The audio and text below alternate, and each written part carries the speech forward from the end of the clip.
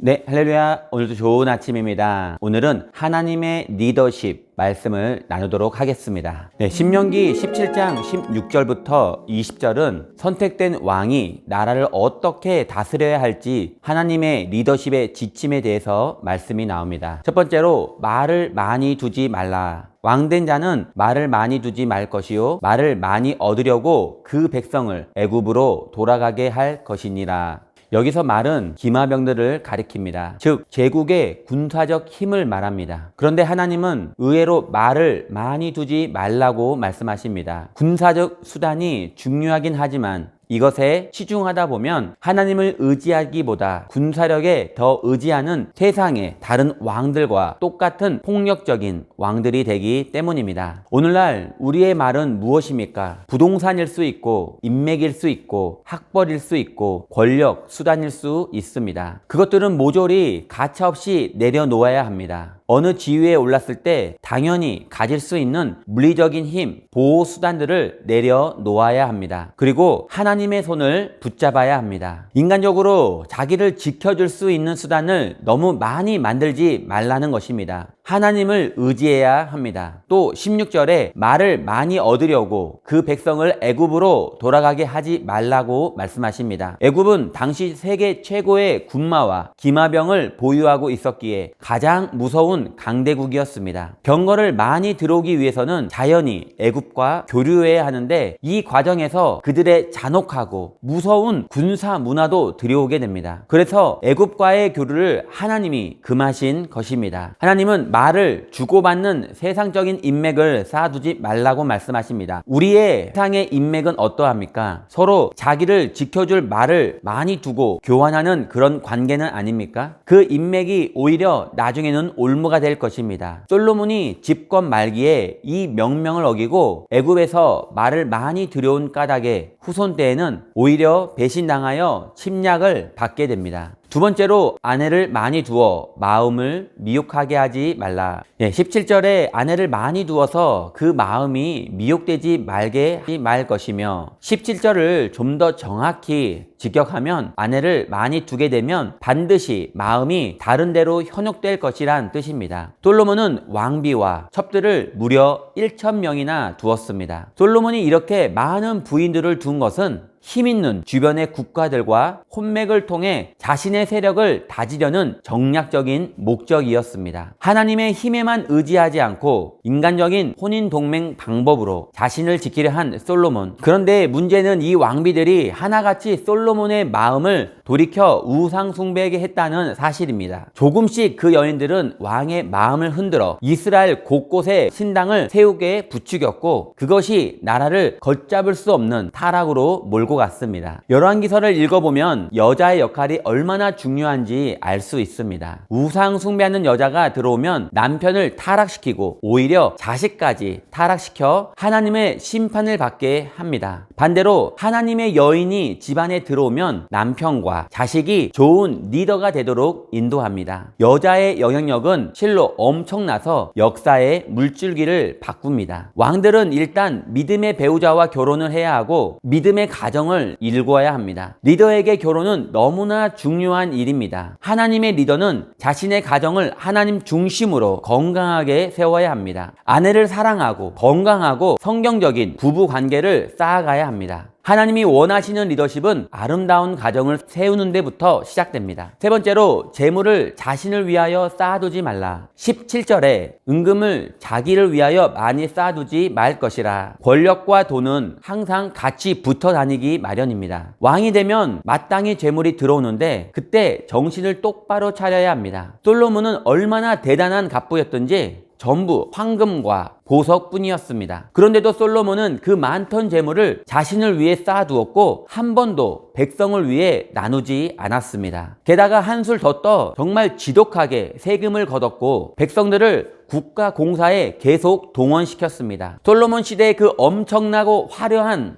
건축물들은 돈과 노동력을 끊임없이 착취한 결과였습니다. 하나님은 열심히 일하여 재물을 모으는 것을 탓한 적이 없습니다. 돈 버는 것도 하나님이 주신 축복의 결과이기 때문입니다. 다만 그들이 그 모든 재물로 고아와 가부와 나그네와 약한 자를 돌보는 일에 풍성히 쓰기를 원하십니다. 가난한 이들의 부르짖음을 멸시하면 기도도 듣지 않으실 것이라고 말씀하십니다. 그런데도 솔로몬은 자기 중심적인 재산 축적과 세금 정책으로 백성들의 원망을 샀고 마침내 자식대에 가서는 나라가 둘로 나누게 되는 결과를 맞이하게 되었습니다. MBC 드라마로도 만들었던 상도의 주인공 임상옥은 재물이란 물과도 같은 것이어서 끊임없이 흘러가기에 평등한 것이며 재물이란 개인이 영원히 소유할 수 없기에 평등한 것이며 재물이란 물이 그러하듯 높은 곳에서 낮은 곳으로 흘러가기에 평등한 것이다 라고 말합니다. 이처럼 재물은 있다가도 없는 것이요 없다가도 생기기에 재물에 집착하지 않고 사람과 그들과의 신의를 따르는 것이 이로운 일이고 순리적인 것입니다. 임상옥은 그 많은 재산을 깨끗이 사회에 환원하고 솔로몬은 하나님의 지혜를 받은 왕이었으면서도 재물에 관하여는 임상옥의 철학에도 미치지 못한 인생을 살았습니다. 그리고 결국에는 자신과 후손, 나아가 나라의 운명까지도 망치고 말았습니다. 우리는 하나님이 주신 돈을 어떻게 관리하고 있습니까? 나누는 것만큼 영향력이 생깁니다. 리더는 자기를 위하여 은금을 쌓아두어서는 안 됩니다. 축복의 종착역이 되지 말고 축복의 통로가 되어야 합니다. 마지막 네 번째로 율법을 주야로 묵상하고 그것을 지켜야 합니다. 18절에서 20절의 말씀을 보면 마지막으로 가장 중요한 하나님의 리더십 지침이 남았는데 그것은 왕이 되자마자 반드시 자기만을 위한 율법서를 가지고 있어야 한다는 것입니다. 하나님께서는 왕에게 자신의 개인 성경을 굳이 필사해서 가지고 있으라고 말씀하십니다. 성경이 그만큼 중요하기 때문입니다. 세계에서 가장 높은 고층 건물인 두바이의 건축 관계자의 말에 따르면 초고층 건물을 지을 때는 한 점의 미세한 오차도 있어서는 안 된다고 말합니다. 인공위성으로부터 계속 정보를 받아 점검하면서 지어 올라간다고 합니다. 고층 건물 하나 짓는데도 하늘 높이 우주에는 인공위성의 체크를 계속 받아야 하듯이 나라를 경영하고 큰 조직을 경영하는 리더십 또한 시시각각 하나님의 체크를 받아야 합니다. 늘 성경을 펴놓고 하루를 시작하고 틈만 나면 기도하며 하나님과 대화해야 합니다. 아이디어가 떨어지고 관계가 껄끄러워지며 상황이 엉킬 때마다 하나님께서는 늘 도와주실 것입니다. 결론입니다. 하나님은 리더자에게 말씀하십니다. 그와 그의 자손의 왕위에 있는 날이 장구하리라. 이것은 단순히 오래 산다는 의미가 아닙니다. 당대를 넘어서 자식 그리고 그 다음 세대까지도 탁월한 리더들이 계속 나온다는 것을 말합니다. 말씀을 배우고 말씀대로 다스리면 하나님의 축복과 임재가 떠나지 않습니다. 오늘도 하나님과 동행하는 리더자가 되시기를 예수님의 이름으로 축원합니다.